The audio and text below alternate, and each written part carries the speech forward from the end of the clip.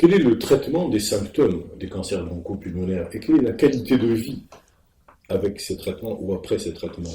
Alors, la qualité de vie doit être prise en compte pour le traitement des patients atteints de cancer pulmonaire.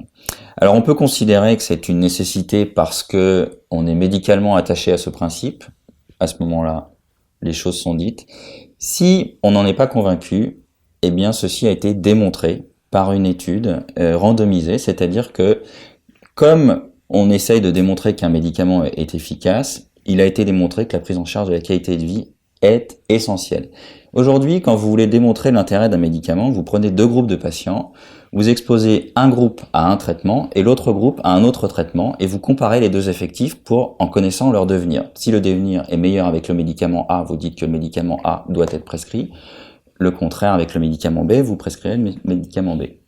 Eh bien, une étude brillante a été publiée dans une des plus grandes revues médicales qui s'appelle le New England Journal of Medicine, en étudiant tout simplement la prise en charge de la qualité de vie des symptômes par le fait d'avoir accès à une consultation de prise en charge de la douleur et des symptômes chez ces patients. Eh bien, il a été montré non seulement que la qualité de vie était meilleure chez ces patients, mais aussi que la durée de vie de ces patients était meilleure. Il n'est donc pas possible aujourd'hui, chez les patients atteints d'un cancer pulmonaire métastatique, de ne pas prendre en compte les symptômes que peuvent être la douleur, la souffrance morale ou psychologique, les éventuelles complications de la maladie autres. C'est indispensable et c'est démontré scientifiquement.